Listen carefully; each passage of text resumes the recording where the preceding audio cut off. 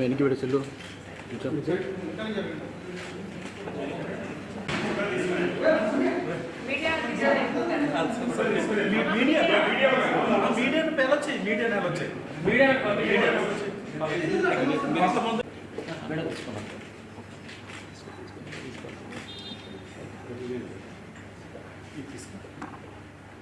కొంచెం వెనక్కి పెట్టండి కెమెరా కొంచెం వెనక్కి పెట్టండి జూమ్ చేసుకోండి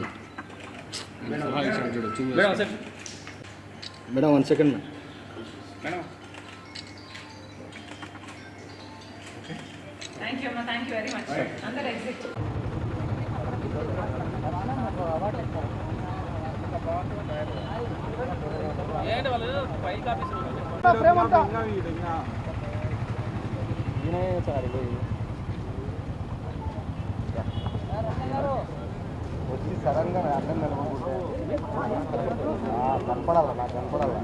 వైఎస్ఆర్ కడప జిల్లాలో ఈరోజు కలెక్టర్ గారికి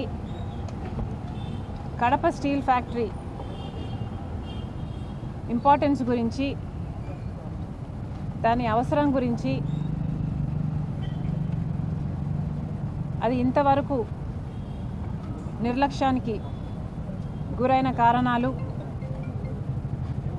ఈ రోజుటికైనా దాన్ని పూర్తి చేయాల్సిన అవసరాన్ని ఇవన్నీ కలెక్టర్ గారికి వివరించడం జరిగింది.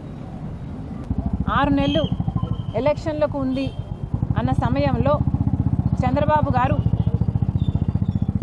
కడప స్టీల్ ఫ్యాక్టరీకి శంకుస్థాపన చేశారు. చంద్రబాబు గారు ఓడిపోవడం జరిగింది. జగన్మోహన్ రెడ్డి గారు ముఖ్యమంత్రి కావడం జరిగింది. ముఖ్యమంత్రి అయిన 6 నెలలకు జగన్మోహన్ రెడ్డి గారు కడప స్టీల్ ఫ్యాక్టరీకి ఇంతకు ముందు చేసిన శంకుస్థాపనలన్నీ కాదని మళ్ళీ శంకుస్థాపన చేశాడు జగన్మోహన్ రెడ్డి గారు. ఆ రోజు జగన్మోహన్ రెడ్డి గారు పెద్ద పెద్ద మాటలు చెప్పాడు. ఎన్నికలకు ముందు ఎన్నికలకు 6 నెలలు ఉంది అనంగా టెంకాయ కొడితే దాన్ని మోసము అంటారు. అధికారంలోకి వచ్చిన 6 నెలల్లోనే టెంకాయ కొడితే దాన్ని చిత్తశుద్ధి అంటారు అని జగన్మోహన్ రెడ్డి గారు పెద్ద పెద్ద మాటలు చెప్పారు. జమ్మలమడుగులో తాను పుట్టాను అన్నారు. కడప స్టీల్ ఫ్యాక్టరీ 3 సంవత్సరాలలో పూర్తి చేసి జమ్మలమడుగు రుణం తీర్చుకుంటాను అన్నారు. 15,000 కోట్ల రూపాయలతో ప్రాజెక్టు చేపడతాను, 3 సంవత్సరాలలోనే పూర్తి చేసి చూపిస్తాను, అది నా చిత్తశుద్ధి అని పెద్ద పెద్ద మాటలు చెప్పారు జగన్మోహన్ రెడ్డి. చేతలన్నీ మాటలకు మాత్రమే పరిమితమయ్యాయి. ఈ 5 సంవత్సరాలలో అవినాష్ గారు ఇది పార్లమెంట్లో అప్రూవ్ అయిన ఏపీ రీఆర్గనైజేషన్ యాక్ట్లో ఉన్న ప్రాజెక్టు అయినా ఒక్కరోజు కూడా ఫ్లోర్ ఆఫ్ ద హౌస్లో దీని గురించి మాట్లాడడం కానీ కొట్లాడడం కానీ అవినాష్ రెడ్డి గారు చేయలేదు. తర్వాత సజ్జన్ జిందాల్ గారు జగన్మోహన్ రెడ్డి గారికి తరచూ కలవడం, రావడం, తాడేపల్లి ఆయన ఇంటికి వెళ్ళడం, ఇవన్నీ చూస్తుంటే నిజంగానే జగన్మోహన్ రెడ్డి గారికి, జిందాల్ గారికి చిత్తశుద్ధి ఉంది స్టీల్ ప్లాంట్ పట్ల. ఇక వేగంగా స్టీల్ ప్లాంట్ కట్టేస్తారు, పూర్తయిపోతుంది అని అందరం అనుకున్నాం. కానీ అసలు విషయం జిందాల్ గారు, జగన్ గారు ఇద్దరూ కలిసి కాదంబరి అనే ఒక మహిళని ఎలా కట్టడి చేయాలి అని స్కీములు వేసుకున్నారు అని ఇప్పుడు అర్థమవుతుంది. మామూలు స్కీములు కాదు, ప్లాన్లు కాదు, మాస్టర్ ప్లాన్లు. ఒక్కదాన్ని చేసి స్కీములు వేసి మాస్టర్ ప్లాన్లు వేసి ఆమెను తొక్కడానికి చూశారు. J&J బుర్రలు పెట్టారు. జగన్ గారు, జిందాలు బుర్రలు పెట్టి ఒక్క మహిళని అడ్డుకోవడానికి, ఎదుర్కోవడానికి అన్ని స్కీములు వేసి దాన్ని ఎలా ఆచరణలో పెట్టారో ప్రజలందరూ చూశారు. మీకున్న బుర్రలు, మీకున్న మెదడు, మీ స్కీమ్లు అన్నీ కడప స్టీల్ ఫ్యాక్టరీ కోసం పెట్టునుంటే కనీసం కడప స్టీల్ ఫ్యాక్టరీ పూర్తయిపోవు నీ పాటి. అమ్మ, మేము ఎంక్వైరీ చేస్తే ఇది ఒక ఫేక్ న్యూస్ మాత్రమే అని, కెమెరాలు లేవు అని మాకు అర్థమైన విషయం. నిజంగానే కెమెరాలు లేవా, ఇది ఫేక్ న్యూసా అని మేము మల్టిపుల్ సోర్సెస్ నుంచి తెలుసుకోవడం జరిగింది. ఫేక్ న్యూసే కాబోలు అని మేము ఎందుకు అనుకుంటున్నాము అంటే, ఎందుకంటే 300 వీడియోలు పైగా రికార్డ్ అయ్యాయని చెప్పారు, కానీ ఒక్కటి కూడా బయటికి రాలేదు. ఒక అమ్మాయి కూడా నాది బయటకు వచ్చింది అని ఇంతవరకు చెప్పింది లేదు. కాబట్టి అంతా కల్పితమని, ఇది అయ్యుండకపోవచ్చు అన్నది మా భావన.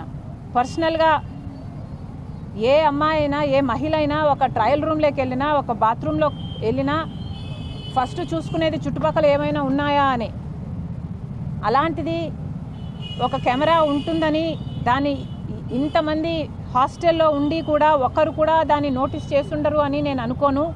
ఒకవేళ షవర్ లోపల ఇన్విజువల్గా పెట్టినా షవర్లో నీళ్లు పడినప్పుడు అది బ్లర్ అయిపోతుంది, అది సాధ్యం కాకపోవచ్చు. ఇవన్నీ ఆలోచన చేసి అది ఫేక్ న్యూస్ మాత్రమే అనే నిర్ధారణకు మేము వచ్చాం.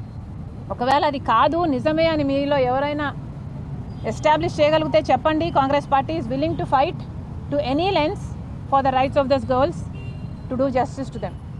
మహిళ కాదాంబరి అన్న ఆవిడ ఒక మహిళ. నాకు తెలిసి, నేను కనుక్కుంటే నాకు తెలిసిన విషయం, ఆవిడ ఒక డాక్టర్ అని, ఇంటర్నేషనల్ ఇన్స్టిట్యూట్స్కి రీసెర్చ్ పేపర్స్ కూడా రాసింది అని, ఒక అకంప్లిష్డ్ ఉమెన్ అని, ఆమె యాక్టింగ్ ఫీల్డ్లోకి వచ్చి ఒక యాక్ట్రెస్ అవుదాం అనుకున్నారని నాకు అర్థమైన విషయం. అలాంటి ఆవిడ నన్ను ఎక్స్ప్లాయిట్ చేశారు అని ఒక కేసు పెట్టబోతే, అది పెద్ద మనిషి, సమాజంలో ఆర్థికంగా బాగా గట్టిగా స్ట్రాంగ్గా ఉన్నవాడు కాబట్టి తొక్కాలని చూశాడు అని నాకు అర్థమైంది. కానీ ఒకటి ఆలోచన చేయండి, నిజంగానే కాదంబరి అనే ఆవిడ రిసీవ్ చేయాలనుకుంటే, నిజంగానే మోసం చేస్తుంది ఆయనను అనుకుంటే, అన్ని డబ్బులున్నవాడు ఒక 50 కోట్లో 100 కోట్లో ఆవిడకిచ్చి ఆవిడ నోరు మూపించి ఉండగలడు. కానీ ఆవిడ ఏ ప్రెషర్కు లొంగకుండా నాకు న్యాయమే జరగాలి అని నిలబడిన దానికి ఎంత ఘోరంగా ఆవిడని తొక్కాలని చూశారు. వాళ్ళ తల్లిని, తండ్రిని, వాళ్ళు కూడా చిన్నవాళ్ళు కాదు. తండ్రి ఏమో నేవీ ఆఫీసర్ అట, తల్లేమో రిజర్వ్ బ్యాంక్లో మంచి పొజిషన్లో పనిచేసిన ఆవిడట. అలాంటి వాళ్ళని కూడా జైల్లో పెట్టి, ఈమెను కూడా జైల్లో పెట్టి ఎంత దారుణంగా వీళ్ళ పవర్ను దుర్వినియోగం చేసి, ఐఏఎస్ ఆఫీసర్లతో సైతం 15 మందో 20 మందో ప్లెయిన్లో వెళ్ళి హుటాహుటిన ఆమెను ఇక్కడ తీసుకొచ్చి అరెస్ట్ చేయడం అన్నది ఇది అన్యాయమే కాదు, ఇది వికెడ్, ఇది క్రూవల్. నన్నే గనక తనొచ్చి సాయం చేయమని కోరమంటే, కొట్లాడమంటే తప్పకుండా కొట్లాడతాం అన్ మై పర్సనల్ కెపాసిటీ. ఎందుకంటే తనకు అన్యాయం జరిగింది అని స్పష్టంగా అర్థమవుతుంది. కాబట్టి జగన్మోహన్ రెడ్డి గారు కూడా సమాధానం చెప్పాలి. మీరు అధికారంలో ఉన్నారు, ఐపీఎస్ ఆఫీసర్లు మీ చేతుల్లో ఉన్నారు.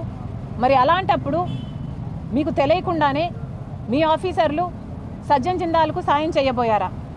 సజ్జన్ జిందాల్కు మీకు ఉన్న సాన్నిహిత్యం, సంబంధం గురించి సజ్జన్ జిందాల్ గారే చెప్తున్నారు.